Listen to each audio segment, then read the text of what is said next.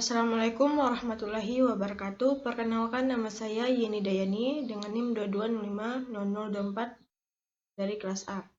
Pada video kali ini saya akan mereview materi pertama, mata kuliah Cybercrime dan Cyberlaw. Sekaligus memperlihatkan tugas saya. Pertama, cyberspace atau dunia maya.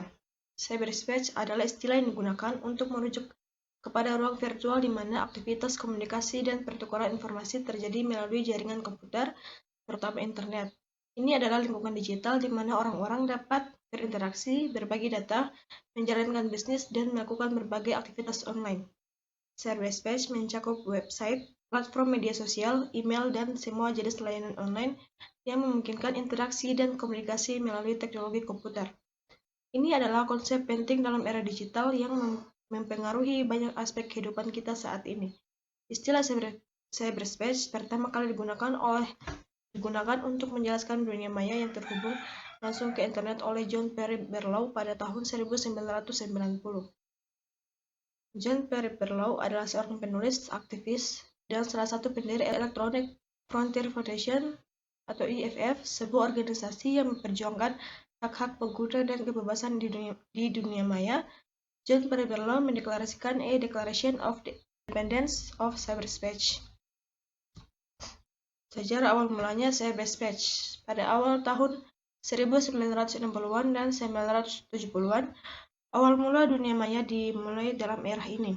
Pada tahun 1960-an, Departemen Pertahanan Amerika Serikat mengembangkan ARPANET yang merupakan pendahulu internet modern. ARPANET dibangun untuk keperluan militer dan penelitian ilmiah. Pada awal 1970-an, ARPANET mulai menghubungkan berbagai universitas dan institusi penelitian.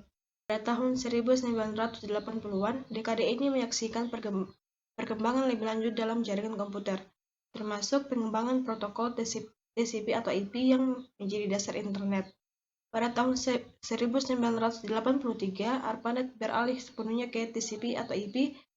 Selama periode ini, mulai muncul layanan online seperti Bulletin Board System (BBS) yang memungkinkan pengguna untuk berinteraksi secara elektronik.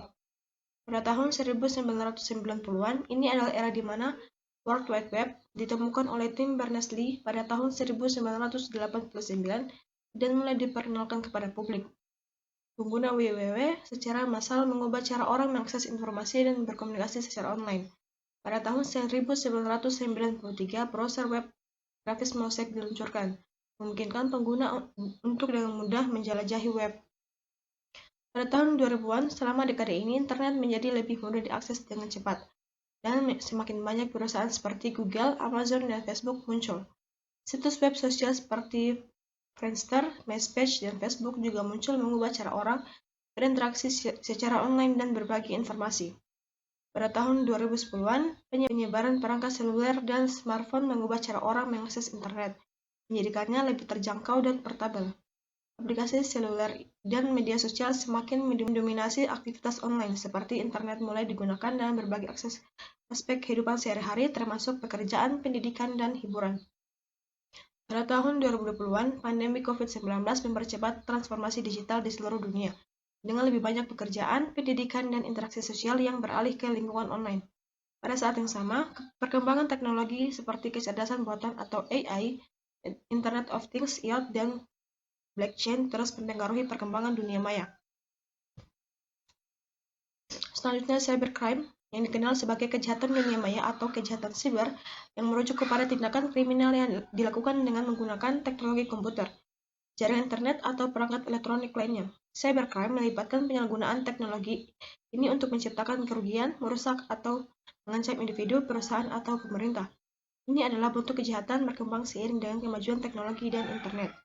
Kongres PBB yang dikutip oleh Barda Nawawi Arif yang membahas tentang pencegahan kejahatan dan perlakuan terhadap pelaku kejahatan di Havana, Kuba pada tahun 1990 dan di Wina, Austria pada tahun 2000. Mengidentifikasi dua istilah yang terkait dengan pengertian kejahatan siber, yaitu kejahatan siber cybercrime dan kejahatan terkait computer-related crime.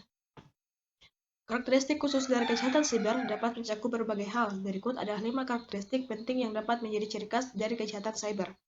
Pertama, ruang lingkup kejahatan. Kedua, sifat kejahatan. 3, pelaku kejahatan.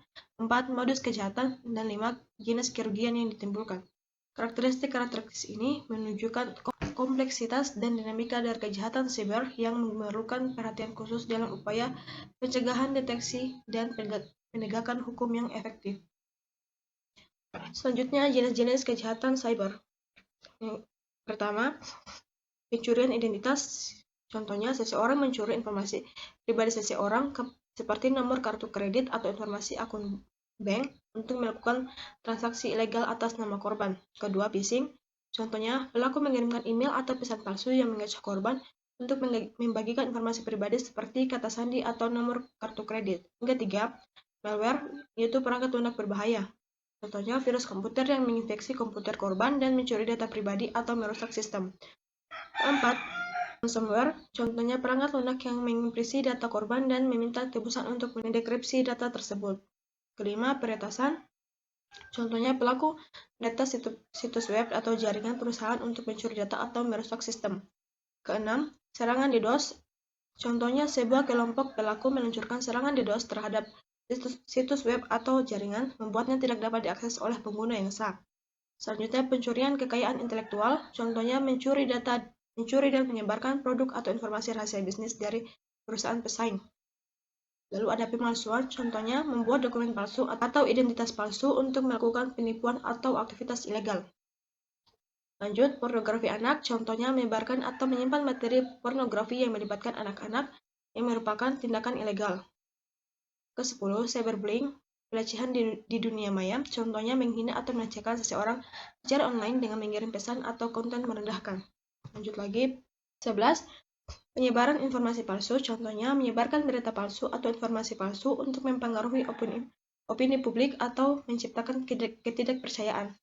12. Peretasan email, contohnya meretas akun email seseorang untuk mencuri informasi atau mengirim pesan palsu atas nama korban. 13. Pengintaian, contohnya negara atau kelompok rahasia mencoba mengumpulkan informasi rahasia dari pihak lain seperti perusahaan atau pemerintah. 14. Penggelapan, contohnya mengancam untuk merilis informasi rahasia atau merusak reputasi korban jika tidak diberikan uang tebusan. Selanjutnya, kejahatan keuangan online, contohnya seperti menipu korban untuk mengirim uang atau informasi keuangan melalui metode online yang tidak sah. Selanjutnya, pelanggaran privasi, contohnya merekam atau memonitor aktivitas pribadi seseorang tanpa izin mereka. Akses, contohnya mencuri kata sandi atau mencoba masuk ke akun atau sistem komputer tanpa izin. 18. Kejahatan seksual, contohnya menggunakan internet untuk mencari atau merayu seseorang, baik dewasa maupun anak-anak di bawah umur untuk tujuan seksual. 19. Pemerasan online, contohnya mengancam untuk mengganggu rahasia atau foto pribadi korban jika tidak memenuhi tuntunan pelaku. Ke-20. Kejahatan sumber daya komputer, contohnya menggunakan sumber daya komputer orang lain tanpa izin, seperti pertambangan kripto yang tidak sah atau crypto jacking. Lanjut pada tugasnya untuk jenis kasus cyberbullying. Seorang remaja putri di Palembang, Sumatera Selatan, RDS, menjadi korban pengeroyokan. Aksi tersebut dilakukan oleh pelaku yang juga melakukan cyberbullying terhadap korban. Dia ini sering head comment di live medsos saya, waktu mereka ajak ketemu dan saya datangi, mereka malah mengeroyok saya, ungkapnya. Dia menjelaskan teman-teman pelaku yang diperkirakan mencapai 20 orang itu hanya menonton tanpa menolongnya. RDS mengaku baru terselamatkan usai salah satu saksi yang kebetulan lewat dan membantunya. Artikelnya dapat dibaca di web Detik Sumbaksel yang berjudul Remaja Putri di Palembang dikeroyok pelaku sering head comment. Kasus kedua, jenisnya phishing. Seorang anggota Dewan Perwakilan Rakyat daerah DPRD Kabupaten Kelungkung, Bali bernama Iwayan Misna mengaku kehilangan uang 654 juta di rekeningnya. Dia diduga menjadi korban penipuan dengan modus link phishing yang dikirim pelaku melalui media sosial Facebook. Yang bersangkutan menunggu adanya transfer dari seseorang dan dia membuka Facebook. Kemudian ada link tentang bank dan dia klik, kemudian diminta memasukkan data ke sana, tahu-taunya rekeningnya terkuras. Ternyata link itu palsu, kata Kabid Humas Polda Bali. Baca artikelnya di web Kompas dengan judul kronologi uang 654 juta di rekening anggota DPRD Kelungkung Bali Raib, bermula klik link di Facebook. Kasus selanjutnya jenisnya peretasan. KTD, pemuda asal Kecamatan Tulung Selapan, Sumatera Selatan, ditangkap tim gabungan Polda Metro Jaya setelah ia tertangkap basah menonton pertandingan bola voli di kampung halamannya. KTD ditetapkan sebagai tersangka dugaan illegal access setelah meretas dan memanipulasi data di Google Business Profile milik Polsek Setiabudi, Jakarta Selatan. Tersangka KTD yang telah memantau situasi bug tersebut kemudian memanfaatkan situasi bug dengan cara mengubah Google Business Profile pada data Polsek Setiabudi, jelas Kombes Pol Adi saat dikonfirmasi. Artikelnya dapat dibaca di web Kompas dengan judul "Peretas akun Google Business Polsek Setiabudi ditangkap saat nonton voli". Oke, mungkin itu saja review dan hasil tugas saya. Sekian, terima kasih. Bila ada kesalahan, mohon dimaafkan. Wassalamualaikum warahmatullahi wabarakatuh.